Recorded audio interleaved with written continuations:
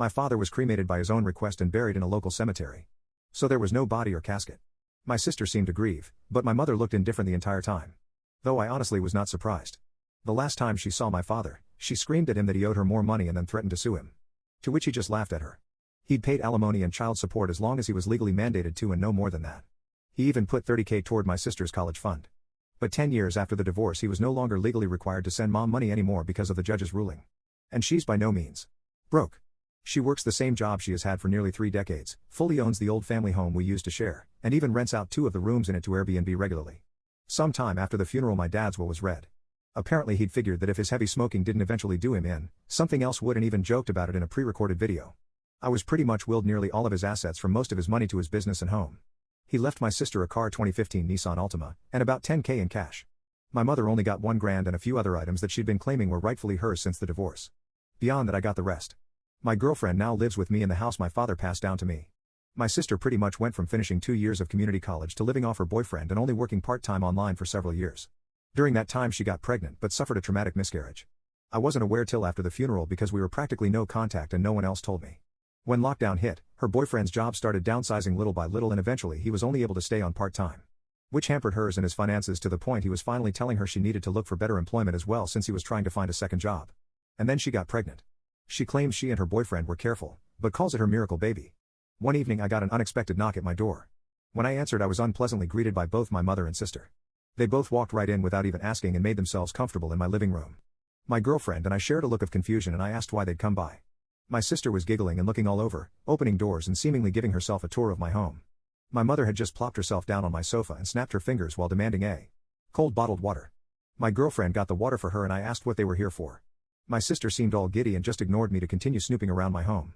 And before long I heard her yell from down the hall, "Mommy, it's perfect." My mother finally spoke up and said, "Well, I think it's time to do your brotherly duty. Now that your father has passed, this house should have gone to me since I was his only spouse. But you can still fix this. You make plenty of money and could just buy a new house. Your sister needs this one so much more since she's the one with a baby on the way. But if you're so determined on staying, you could just stay in one room and cover all of the bills until you decide to move out." I took a deep breath and stated out loud, "That's not effing happening.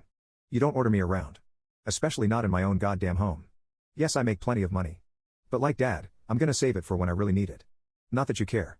My mother started snapping her fingers at me like she used to and loudly stated, "Stop. I am your mother. And you will do as I say because I brought you into this world, and I'm the one in charge here.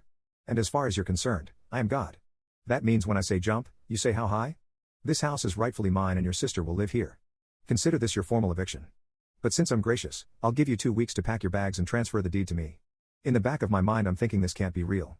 But then I just grabbed my cell phone and started dialing. My mother quickly stood up and yelled, "What are you doing?" And I retorted, "I'm doing what I should have done as soon as this started. I'm calling the cops to get you out of my effing house." She started swiping at me and managed to knock my phone out of my hands.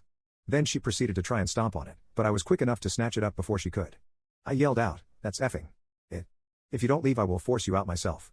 My mother proceeded to slap me across the face and I returned the favor twice as hard backhanded. So much so I ended up knocking her back down onto the couch.